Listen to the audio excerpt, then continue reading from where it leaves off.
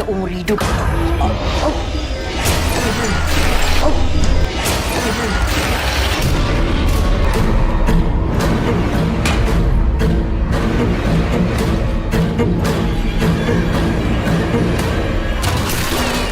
Inilah tumbal.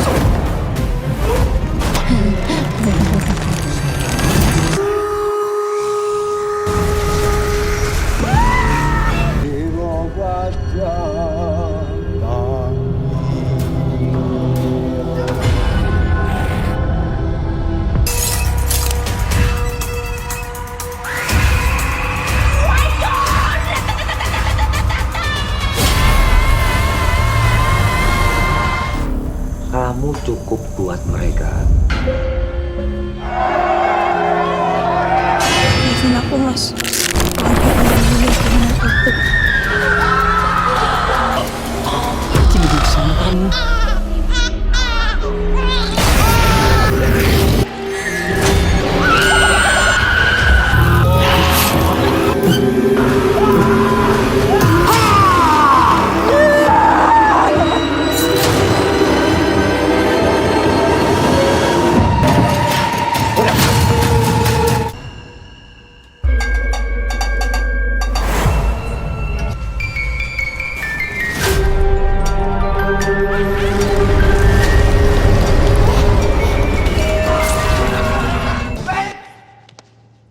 Ternodai. Lintri itu pelet Jawa kuno.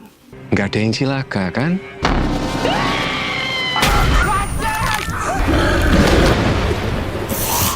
Mana raga saya? Kamu selamat.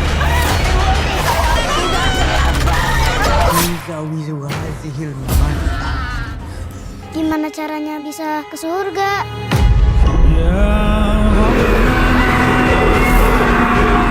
Salam sinema sahabat sinemalogi. Tahun 2025 telah berakhir. Ada sekitar 70-an lebih film horor nasional yang tayang di bioskop.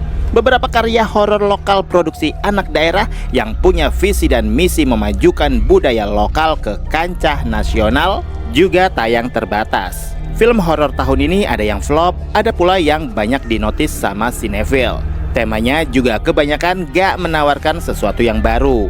Film-film yang dibikin dari adaptasi thread sosmed masih tetap ada, walau tidak sebanjir tahun-tahun sebelumnya. Kebanyakan film horornya punya side story atau bahkan main plot yang habis-habisan mengupas perselingkuhan atau cinta segitiga yang ujung-ujungnya gitu-gitu aja. Kemudian tema pendakian juga cukup naik tahun ini, meski materi ceritanya diambil dari thread sosmed atau podcast yang viral. Yang sayang ceritanya hampir memiliki kemiripan satu sama lain. Keterlibatan anak kecil dalam film horor juga makin marak, penampilannya pun gak sekedar tempelan, tapi menjadi titik cerita di film itu sendiri. Tahun 2025, pola ide cerita film horor memang agak berbeda dengan tahun sebelumnya. PH-PH besar masih konsisten memproduksi film horor dengan budget besar, tapi dengan format yang bisa dibilang template seperti yang sudah-sudah. Tahun ini juga menjadi tahunnya sequel untuk beberapa film horor. Ada yang sukses, tentu saja juga ada yang makin busuk. Berikut 5 film horor Indonesia favorit 2025 pilihan sinemalogi. Urutan ini berdasar urutan waktu tayang di bioskop. Kalian bisa membantu kami dengan klik tombol Super Thanks di bawah video.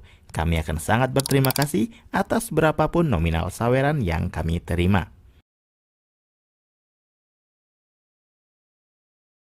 Pertama adalah Pengantin Iblis karya Ashar Kinoy Lubis yang tayang 29 Januari 2025. Film ini menjadi film horor pembuka tahun 2025 yang menurut saya layak untuk dimasukkan ke dalam list film horor lokal favorit tahun ini.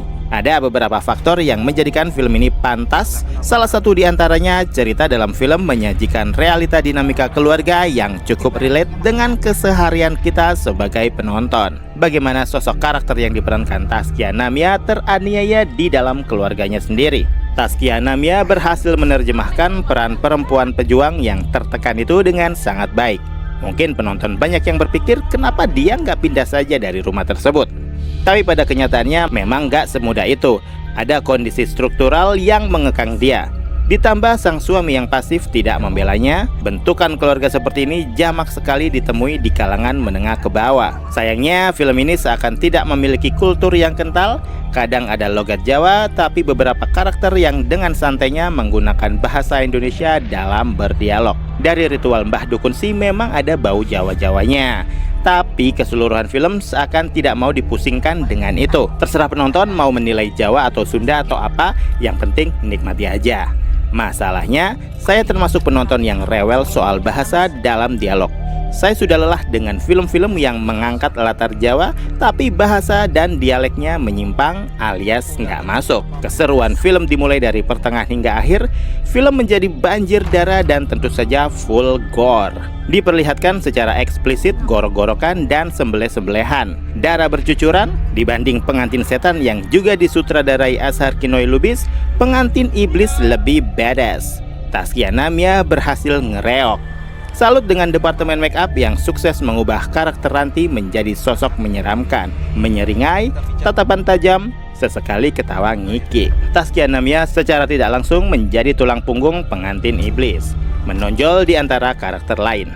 Bahkan scene emping pun menjadi bulan-bulanan meme karena viral di sosmed. FYI, Azhar Kinoy Lubis di tahun 2025 ternyata secara mengejutkan telah merilis 7 film horor beruntun. Meski nggak semua filmnya beres, paling tidak ada beberapa film yang jumlah capaian penontonnya melebihi 1 juta penonton.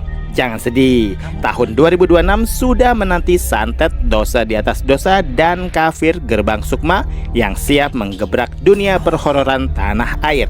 Review lengkap Pengantin Iblis, klik link di atas. Kedua, film Kodrat 2 karya Charles Ghazali yang rilis 31 Maret 2025. Kodrat 2 menjadi salah satu dari 5 film yang dirilis saat momen lebaran, bersaing dengan Jumbo, Komang, Norma, dan 1 film horor karya Awi Suryadi, Pabrik Gula. Hasilnya, Kodrat 2 mampu meraup jumlah penonton 2 juta lebih. Kodrat 2 berfokus pada perjalanan batin Kodrat dan istri untuk bisa berdamai dengan rasa kehilangan dan perasaan bersalah masing-masing atas meninggalnya Alif. Hingga akhirnya Kodrat sadar bahwa apa yang telah dilakukan Aziza bukan sesuatu yang salah. Di sini cerita bergulir diramu menjadi untayan dan jalinan kisah yang berkelindan antara drama aksi religi dan balutan horor. Dan adegan pembuka di film ini menurut saya lumayan spektakuler. Charles Ghazali berhasil menyambungkan adegan di Kodrat pertama dengan Kodrat 2 tanpa harus merombak scene yang sudah ada. Tinggal menyusupkan kehadiran Aziza di saat Alif sedang diruqyah Kodrat. Karena di kejadian itu, Aziza ternyata hadir di antara mereka. Meski tidak menghadirkan hal-hal yang baru kecuali alur ceritanya, film ini masih tetap pada konsep horror action religi. Kalau di film pertama, Kodrat harus berhadapan dengan sekte aliran sesat di pesantrennya. Kali ini di Kodrat 2, Ustadz Kodrat harus berhadapan dengan sebuah pabrik benang yang di dalamnya ada penganut aliran pesugihan. Vino G. Bastian masih tetap konsisten dengan jalur kodratnya.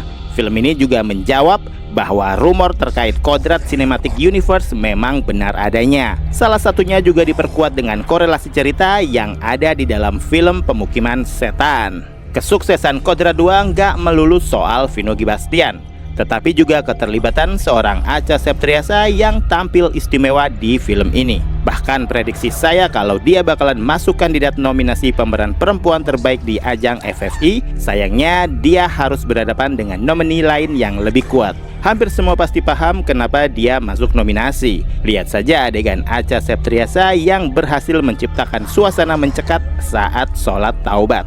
Kualitas action yang ditawarkan juga tidak mengendor, ditambah dukungan sinematografi yang apik, membuat banyak adegan akan mudah digemari banyak penonton. Tanpa melupakan narasi dari film pendahulu, Kodrat 2 masih tetap menggunakan berbagai literasi agama Islam yang detail untuk proses eksorsis. Bahkan penggunaan ayat kursi sebagai salah satu medium pengusiran iblis pun terasa lebih menyala dibanding saat dibacakan di film horor lain. Film ini menyuguhkan horor religi dengan visualisasi ciamik yang terjaga. Efek visualnya juara, tata rias pun menggigit. Terlebih wujud Aswala dan Zadok yang kian realistik. Review lengkap, klik link di atas. Ketiga, film Kitab Si Jin dan Iliyin karya Hadrah Daeng Ratu yang rilis 17 Juli 2025. Hadra Daeng Ratu adalah salah satu sutradara perempuan yang produktif bikin film horor. Minimal satu film horor dalam setahun, karena dia juga menggarap film dengan genre lain. Tahun 2025, dia melanjutkan chapter Si Jin yang pernah dia garap 2 tahun lalu. Kitab Si Jin dan Iliyin menjadi seri kedua, tetapi tidak memiliki korelasi cerita dengan film pertama. Benar-benar berdiri sendiri, tidak memiliki keterkaitan dengan franchise Si Jin versi Turki. Meski tetap menggunakan benang merah yang sama, menyelesaikan masalah dengan santet.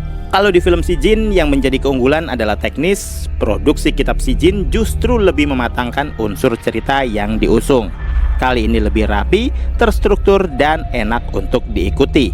Film seakan tidak tergesa-gesa untuk memperkenalkan karakter-karakter yang terlibat di film ini. Pelan tapi pasti kita sebagai penonton diperlihatkan masing-masing watak karakter yang ada. Mana yang hitam, mana yang putih, dan mana yang akhirnya menjadi abu-abu. Yang saya suka dari kitab Si Jin dan Iliyin tentu saja karakter-karakter solid yang memang ada di dunia nyata, bukan sekedar tempelan yang nongol di frame hanya untuk mati, tapi karena ada hubungan dengan jalan cerita. Perubahan sikap emosi dan perasaan pada karakter Yuli pun terjadi karena ada faktor sosial dan psikologis yang cukup berpengaruh.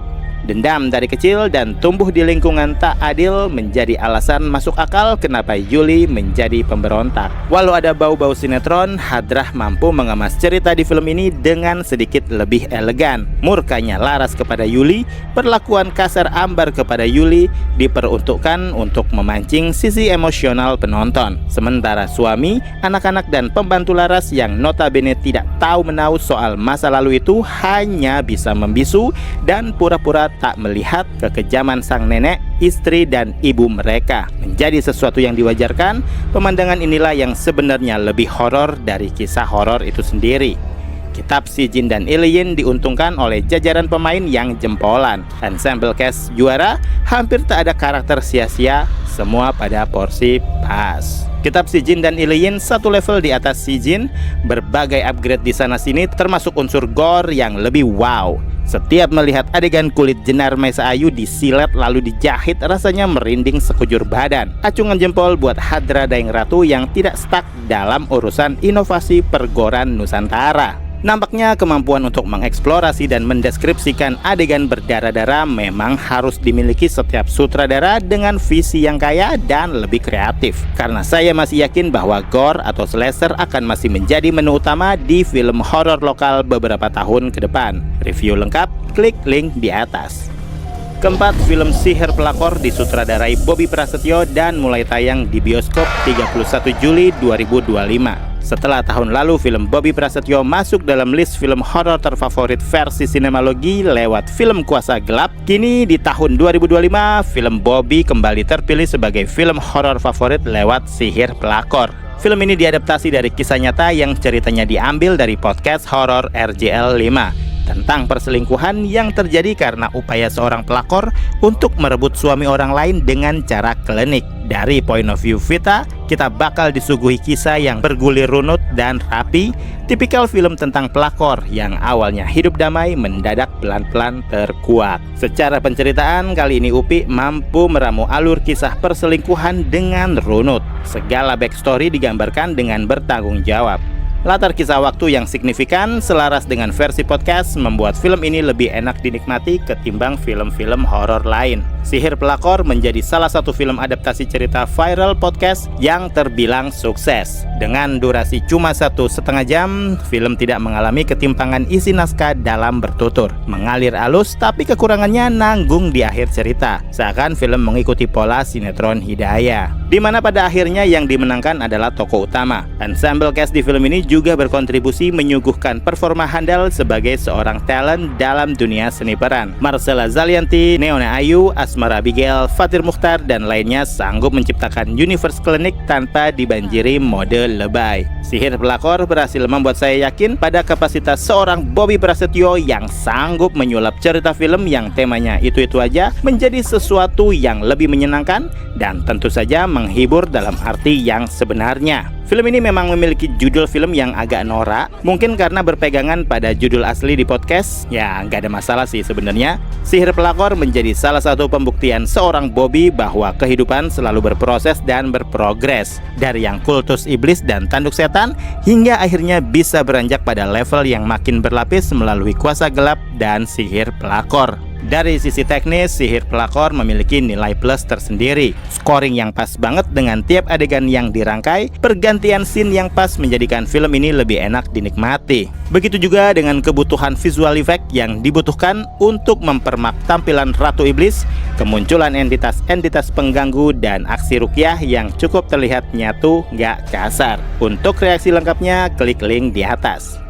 Kelima, film Dia Bukan Ibu dengan sutradara Randolph Jaini yang tayang di bioskop 2005 September 2025. Dugaan saya benar, Artika Sari Devi yang memerankan sosok ibu di film ini diumumkan masuk nominasi di kategori pemeran perempuan terbaik di ajang FFI tahun 2025 bersama dengan Acha Septriasa yang sama-sama terpilih sebagai nominasi di jalur genre horor karena memang keduanya tampil maksimal. Semuanya tak lain berkat kerja keras Randolph Jaini bersama cast and crew yang sudah semaksimal mungkin menyuguhkan karya horor yang lain dari biasanya. Berasal dari cerita thread Zero Point yang dieksekusi dengan cara tidak biasa. Alih-alih si ibu berjuang demi keluarga, malah yang dipertontonkan adalah rasa keterasingan anak-anak yang merasa bahwa ibunya punya dunia sendiri. Dia Bukan Ibu berhasil membawakan kisah sederhana namun dikemas dengan hati-hati sekaligus ugal-ugalan. Kehati-hatian Randolph Jaini sangat terlihat bagaimana dia mengembangkan karakter Vira dan Dino menjadi sangat alami.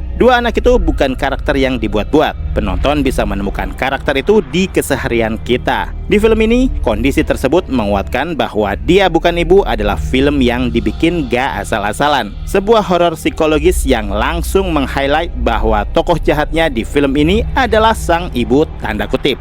Hal yang sederhana namun ketika digarap dengan lebih jeli dan teliti bisa menjadi alat pacu adrenalin yang sukses ketimbang jumpscare murahan yang sangat mengandalkan bunyi kejut sound volume kenceng dan kemunculan yang mendadak. Saking kuatnya narasi yang dibangun di film ini berpengaruh juga terhadap performa para pemain semuanya, hampir tanpa celah. Terlebih Aurora Ribeiro yang menjadi titik utama dari kisah di film ini. Dia sanggup membawa film ini pada batas akhir film tanpa harus kebingungan dengan karakter apa yang dia mainkan. Selain berhasil memainkan chemistry yang menyala bersama Ali Fikri, nyatanya film ini nggak bakal hidup tanpa performa Artika Sari Devi. Sosok Yanti, sang ibu yang menyeramkan. Kita tidak perlu disuguhi sosok monster atau hantu yang serem-serem. Ada hal sederhana yang membuat sosoknya menjadi creepy, senyuman yang mengancam. Vira beberapa kali terluka dengan senyuman ibunya. Kebingungan dan ketakutan sekaligus dialaminya. Nampaknya Dia Bukan Ibu juga memberlakukan practical effect yang hasilnya realistik, sangat menyayat dan ngilu. Eksekusinya juara. Ada beberapa adegan yang mungkin membuat para pet lover bakal mencak-mencak dibikin gak nyaman setengah mati. Dia Bukan Ibu menjadi horor pertama di tahun ini yang sanggup membuat saya lupa bahwa film ini diadaptasi dari thread viral Zero Point. Campur tangan penulis termasuk Zaini menjadikan film ini penuh dengan dialog unyu, sarkas, dan mematikan. Gak menutup kemungkinan juga menjadi naik kelas sebagai horor isi daging yang layak menjadi bahan diskursus banyak kalangan. Untuk reaksi lengkapnya, klik link di atas. Demikian rekomendasi 5 film horor Indonesia favorit 2025 pilihan Sinemalogi. Silakan like, komen, dan subscribe kanal ini. Cek juga akun-akun media sosial Sinemalogi. Dan jangan lupa bersinema dahulu, berbahagia kemudian. Selamat tahun baru 2026.